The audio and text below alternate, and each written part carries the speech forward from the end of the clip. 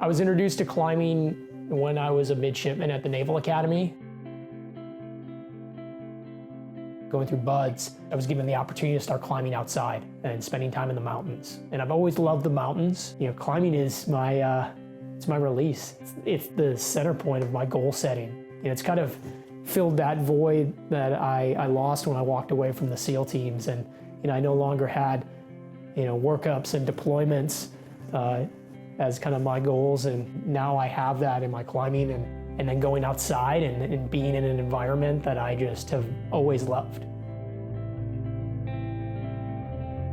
My name is Nick Norris. I served for 10.5 years in the SEAL teams as an officer after graduating from the Naval Academy and was lucky enough to deploy to combat twice and did a total of 3 deployments as a SEAL.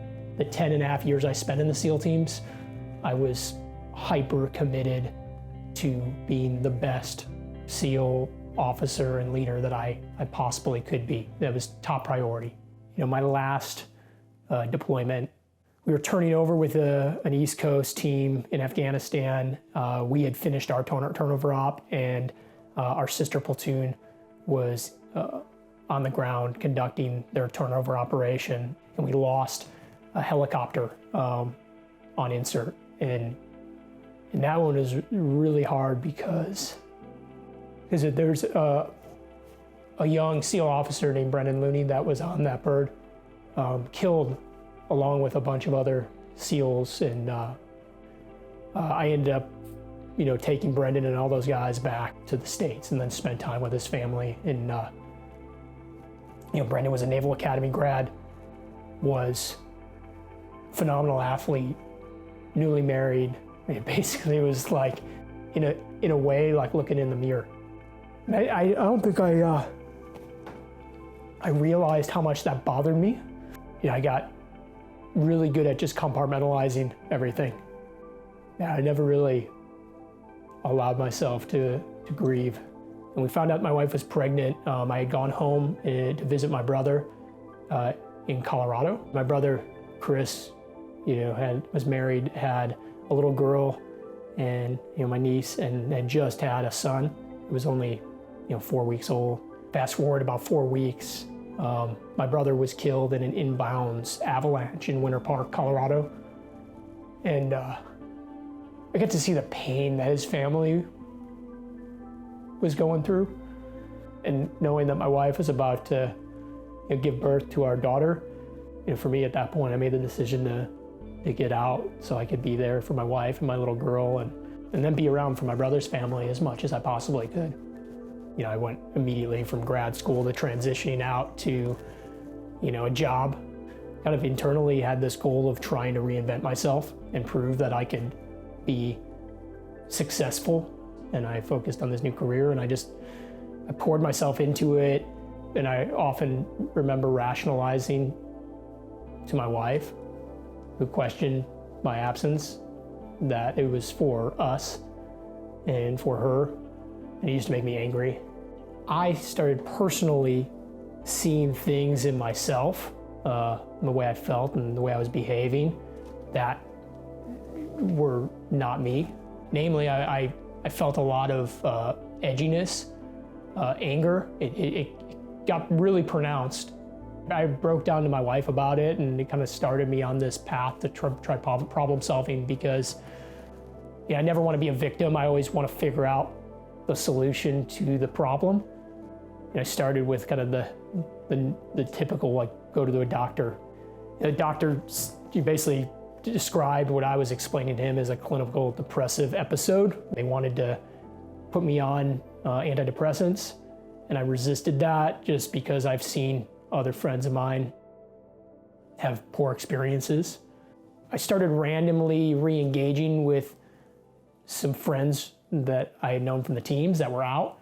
I was pretty surprised, frankly, when they started sharing experiences that they had with psychedelics through an organization called Vets.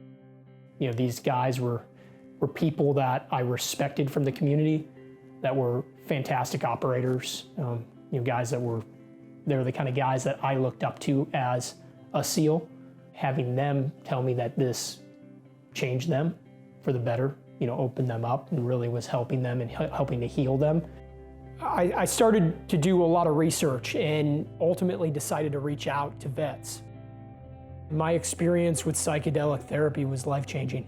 It's healing, it's very healing. I feel like I've like dug down to the root problem and like addressed it.